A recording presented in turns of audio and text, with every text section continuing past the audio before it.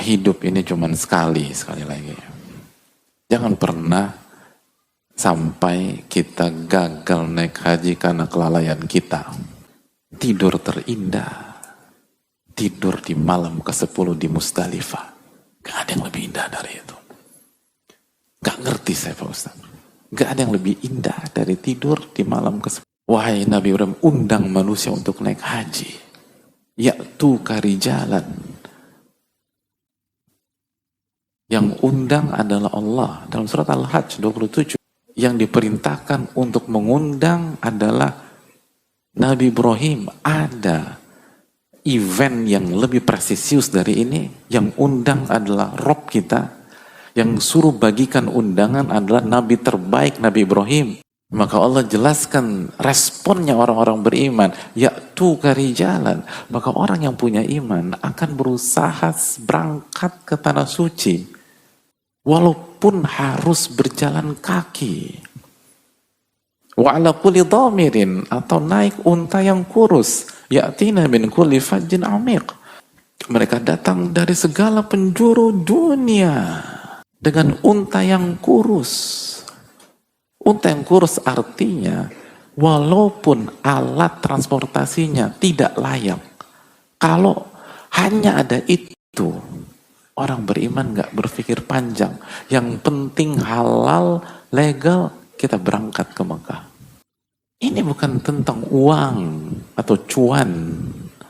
Ini tentang kejujuran dan air mata. Mana upaya kita, hadirin? Apalagi kita reguler, kita nabung sekarang, berangkatnya nanti. Bukan 2-3 tahun, bisa 20 tahun kemudian, bisa 25 tahun. Kalau kita nggak ada action, kapan kita mau berangkat? Sambil mengumandangkan labbaik Allahumma labbaik, labbaik la syarika lak labbaik, labbaik Allahumma labbaik. Ya Allah, saya datang ya Allah. Ya Allah, saya datang, saya penuhi undanganmu. Anda bisa dapetin atmosfer seperti itu di tempat lain? Gak ada. Ini musim haji, jemaah. Berjuanglah. Mungkin kita gak bisa haji tahun ini. Tapi ini adalah stepping stone. Ini adalah anak tangga untuk berangkat di tahun depan. Anak tangga untuk berangkat di tahun yang akan datang, insya Allah. 3 tahun yang akan datang.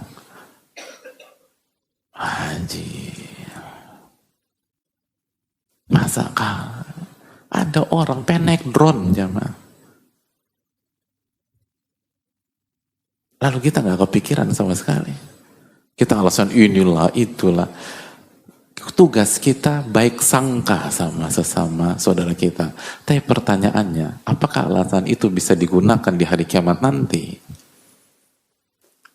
Di hari kiamat kita akan ditanya wa an malihi min aina iktasabah wa fima anfaqah. Dalam hadis Tirmidzi, Nabi SAW mengatakan, Anda akan ditanya tentang uang Anda, dari mana Anda dapatkan dan kemana Anda gunakan.